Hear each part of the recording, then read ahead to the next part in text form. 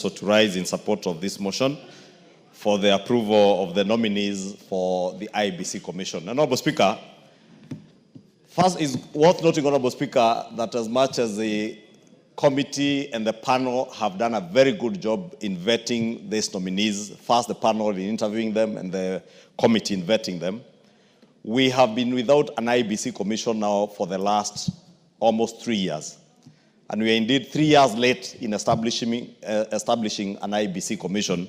That's why, Honorable Speaker, I agree with you when you said that there is nobody under our Constitution who can injunct us from either vetting or approving these names.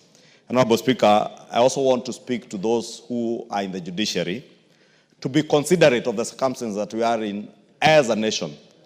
Honorable Speaker, moving on to the nominees, it's saddening, Honorable Speaker, that because of politics, a number of us out there had started demonizing some of these nominees, largely on account of where they come from. Although you are entitled to 15 minutes, but I want you to be considerate and speak for much less. I will endeavor to do that, Honorable Speaker. Honorable Speaker, I was saying it was very inconsiderate also, now that I want to be considerate, to hear somebody who has held a high national office assert that Erastus, the nominee, Mr. Erastus Edung Ethekon, the nominee for chair, does not warrant to hold that position on account of where he comes from. It was sad, Honorable Speaker, that somebody can say, because Erastus comes from a community that he perceives not to have shares or adequate shares in his own analysis, that Ethekon does not deserve to chair this commission. Honorable Speaker, if you read through the CV of this gentleman, a master's in law from the University of Derby in the UK, a postgraduate, a bachelor's from the University of Nairobi in law. This is someone who qualifies to be a judge of the High Court or even the Supreme Court, Honorable Speaker, and that is all that is required in law. The law never required you to come from an ethnic community that pleases those who think that it is on the basis of your ethnicity that people should be given jobs. Honorable Speaker, I want to say, Mr. Erastus Ethekon, wherever he comes from, whether he comes from Nyeri or from Turkana, he is a Kenyan. And it was rather unfortunate to hear the former deputy president, the impeached deputy president and disgraced former deputy president, assert that Mr. Ethekon does not warrant to be nominated for this position on account of the community he comes from. I heard another one, Honorable Speaker, Martha Karua, saying that this Ethekon comes from some bush somewhere. Turkana is not a bush. It is part and parcel of our republic. And we must respect people not on the basis of where they come from, but on the basis of what the content of their heads. And I am sure this lawyer is a better lawyer than Martha Karua. By far, I am certain. He's a much better lawyer. Honorable Speaker, this county of Turkana has produced a very well-schooled individual, Honorable Speaker. And I speak about Ethekon because I heard him being attacked by these disgruntled political faces on account not on his qualifications, not on his ability or capacity to lead this commission, but largely on the basis of where he comes from. And it's rather sad that people who purport to have held national offices can demonize a whole community on the basis, or a person on the basis of the community they comes from. And I want to say this, Erastus, looking at his CV, just like the CVs of all these other nominees, are people who qualify to serve the Republic of Kenya as commissioners of an independent electoral and boundaries commission, Honorable Speaker. And as I said, we are rather late in establishing this commission, Honorable Speaker. Lastly, Honorable Speaker, to speak to those out there who are looking at these people on the basis of their ethnicities, on the basis of the villages they come from, let me tell them, you will never win an election on the basis of who is presiding over that election. You win elections based on what agenda you take to the people. If you take an agenda of ethnicity. Joseph Ematho, you have already spoken on this. What is irritating you? Yes, what's your point of order? Point of, Honorable Speaker, I beg if you will allow, and even to guide on this, that that thing has not been able to be responded well in my community. And we have the Committee on Cohesion. We also have a Commission on the same. And Honorable Speaker, if that could be picked, if that could be picked as a country, because that Honorable Mother. I gave you an opportunity to speak. You didn't even mention that. Take your seat. Thank you, Honorable Speaker. Maybe I reminded the Honorable Member what was said of this great man from the lakeside of Turkana. And he's a great leader. And I was saying, Honorable Speaker, you never win an election based on who is presiding over that election. If you want to win an election, take your agenda to the people of Kenya. Speak to the people of Kenya. You will never win an election based on hatred.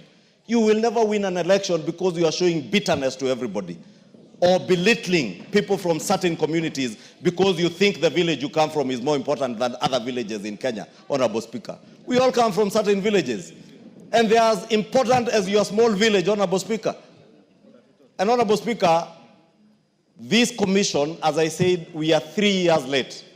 And the sooner we approve, the sooner the president appoints, and the sooner this commission begins working, the better for this country, Honorable Speaker. Because there are people who are suffering in this country, lacking representation, Honorable Speaker. The people of Banisa, may I not remind you, Honorable Speaker, have sued you. Yes. Not anybody else, you as a Speaker of the National Assembly, because they lack representation in this House. And so are the other constituencies, Honorable Speaker, the people of Magarini, the people now of Kasipul, Kabondo, and many wards across the country where people are lacking representation simply because we do not have an IEBC. In fact, Honorable Speaker, any leader, whether in this House or outside there, who is not in support of this motion and the establishment of a new IEBC is an enemy to this republic, is an enemy to the people of Kenya. That is someone who does not wish this country well. And may I dare say, Honorable Speaker, even any person in the judiciary who would imagine that they would come into the way of stopping us from having an IEBC, you would not be acting in the best interest of the Republic and the people of Kenya, Honorable Speaker. And therefore, may I also take this opportunity, Speaker, to plead with our judges and the judiciary, Honorable Speaker, to take what they call, or what you lawyers call, judicial notice of the circumstances that we are in as a country. We have the elections pending. We have electoral delimitation to be done ahead of the elections. May I also remind us, ourselves, Honorable Speaker, the Kriegler Commission told us that at least 2 years before every election, we should have a commission ready. Honorable Speaker, we are slightly above that 2-year threshold. It is time we have a commission so that if there's the limitation that they will do, they're able to do that. If they have to register new voters, they need time to register new voters. They need to remove those who are deceased from the register of voters. And they need to clean up the register of voters in good time so that when we defeat these hate mongers in the next elections, Honorable Speaker, they will have no excuse. Those who have a premonition that 2027, Honorable Speaker, as was said here in the adjournment motion by the leader of minority, those who imagined, Honorable Speaker, point that of would... order from Chepkonga. What's your point of order? Thank you very much, Honorable Speaker. Honorable Speaker, you know, I was just listening very carefully to the majority leader, and I don't intend to interrupt him because he's saying very palatable things, Mr. Speaker. It is not impalatable. You know, he's saying very good things. The only thing that he has just said is that these nominees must be approved as soon as possible. And I thought Standing Order 97 allows us to approve as soon as possible. Would I be in order, Mr. Speaker, to request you to call the mover to reply so that we approve as soon as possible? Honorable Mr. Speaker, you had said 4:30. I had already said at what time I'll call the mover to reply. Yes. Yes. So wind up. I think, Honorable Speaker, Honorable Chepkonga was simply prompting me to close this so that we can approve these names as soon as possible, as he says, Honorable Speaker. And now I've even lost what I was saying. But Honorable Speaker, allow me to say that we need this commission as early or as soon as we can, Honorable Speaker, to allow this commission to get down to work. Honorable Speaker, in closing, I was saying, in 2 years' time, we'll have a general election, because that is time-bound, and we must have a general election. And therefore, we must work within the timeline that is given to ensure that the commission that we establish or the commission that we put in place has adequate time to put all the measures necessary to ensure that we have an election in 2027 that will be beyond reproach, so that we shame the hate mongers, the war mongers who have been threatening us that 2027 there will be more bloodshed than 2007, Honorable Speaker. Those warmongers, those bloodthirsty leaders, Honorable Speaker, or so-called leaders who do not deserve to be leaders, if they can imagine that the 2007 post-election violence was a Christmas party, Honorable Speaker, we must shame them today by approving these names, having a commission in place, and having credible elections in 2027. And I am certain we will beat them on the basis of an agenda that is pro-people, an agenda that is transforming lives across the country. As they move around the country spreading hatred, inciting Kenyans, showing a lot of bitterness, and imagining that Kenya will go into the abyss because of their anger and hatred for other Kenyans. With that, I beg to support, Honorable Speaker. Members, I had said I'll call the mover to reply at 4:30. It's now 4:32. Murugara. Thank you.